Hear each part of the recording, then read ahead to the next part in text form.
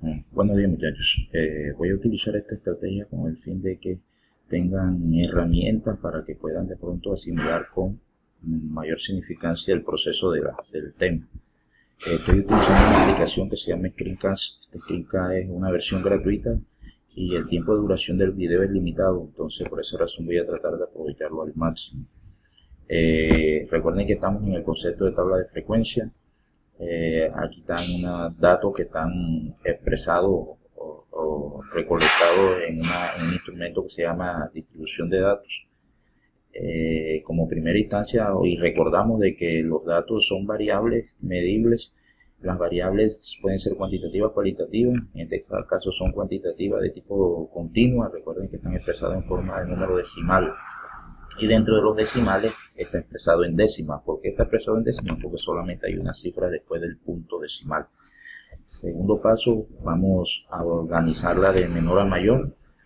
Luego que la organizamos de menor a mayor, nos damos cuenta de que existen un dato mayor y un dato menor para iniciar el proceso de la agrupación de los datos en las tablas de frecuencia. Hacemos los siguientes pasos. Recuerden que son 5 pasos que les hablé. El primero es el rango, que es el dato mayor que se encuentra acá, que es el 7, y restamos el dato menor, que es 3.4, nos dio como resultado 3.6. Luego hallamos la clase, que es calcular la raíz cuadrada del número total de datos. Nos damos cuenta que el número total de datos son 30, nos da un número decimal y les recuerde que siempre solo tomamos en la parte entera.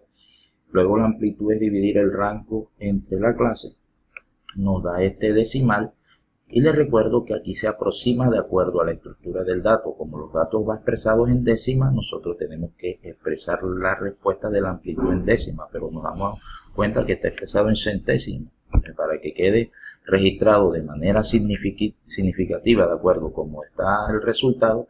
La cifra que identifica la décima le sumamos la unidad y por esa razón redondeamos a 0.8. Luego hallamos el punto medio. El punto medio es dividir la unidad entre 2, pero como la unidad, los datos están expresados en décimas, la unidad también se tiene que expresar en décimas. Por esa razón colocamos 0,1. Nos da como resultado este, y de aquí comenzamos a hallar los elementos de la primera clase. Cada clase o cada intervalo está conformado por un límite inferior y un límite superior. El límite inferior nos da 3, es la resta de 3,4 menos el punto medio. 3,4 viene a ser el dato menor de la distribución, aquí lo señalo con el cursor, menos el punto medio, que fue el punto 4 de los 5, y nos da como resultado 3.35. Y el límite superior es la suma del límite inferior más la amplitud. Con el fin de que estos dos, el quinto paso quede clarito, me voy a apoyar en el Excel acá, donde a través de su algoritmo podemos desarrollar o resolver esos ejercicios. Entonces nuevamente voy a recrear esa operación. Borro aquí y el Excel simplemente es iniciar con igual, digito la celda donde están los elementos que voy a operar, menos el dato menor, doy enter, y nos da como resultado acá, perdón, es dato menor, menos punto medio, enter, 3.35. Fíjate que inmediatamente todas las cifras cambian porque ya el Excel está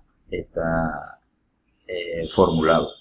Entonces el límite superior, repito, igual es el límite inferior más la amplitud, en este caso es 0,8, o si quieren la digitan como ustedes quieran, 0,8, digitan y nos da 4,15. Entonces para hallar los demás valores que tienen que ver con los intervalos, o sea los límites inferior y superior de cada clase, les recuerdo que el límite inferior de la segunda clase será el límite superior de la clase anterior. En este caso es 4,15. Y siempre el límite superior se obtiene sumando el límite inferior más la amplitud, que es 0,8. Le damos enter y con la ayuda del Excel nosotros podemos hacer estas operaciones de manera más rápida. y más dinámicas, simplemente es tomar una celda y arrastrar.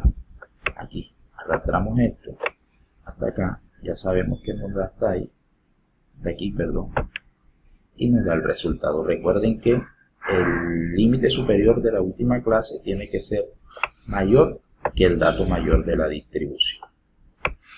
Bueno, en ese orden se van construyendo la tabla. Recuerden que aquí son los datos que están comprendidos entre 3.35 y 4.15. Bien, ya. Entonces comenzamos a contar. Que sea mayor que 3,3 está este, y menor que 4,1 están estos tres, porque 4,1 es menor que 4,2. Entonces por esa razón ahí colocamos 3.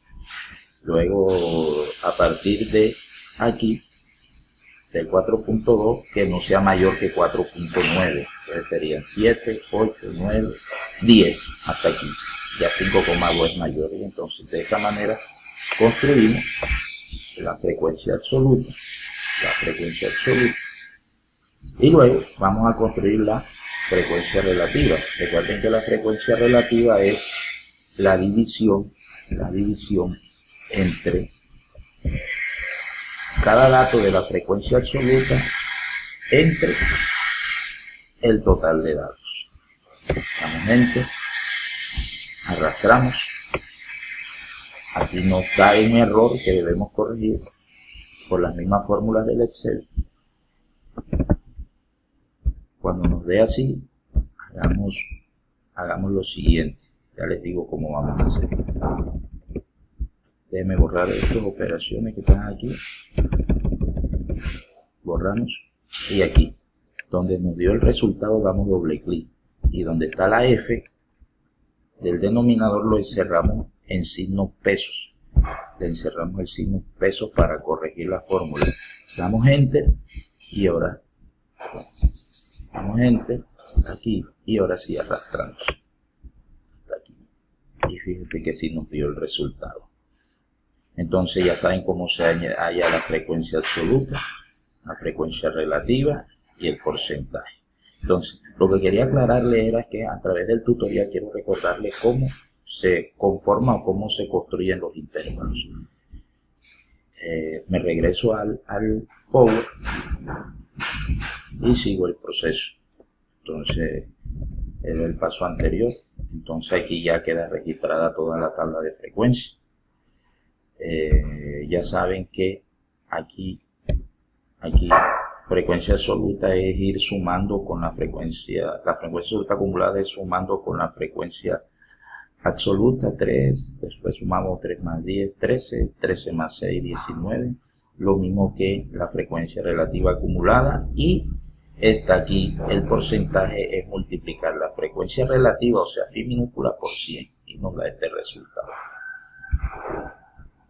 Sigo con el proceso. Ya vamos a hallar las medidas de tendencia central. Con las medidas de tendencia central tenemos que hallar una marca de clase, que está la marca de clase en la acá, que es el promedio entre estas dos,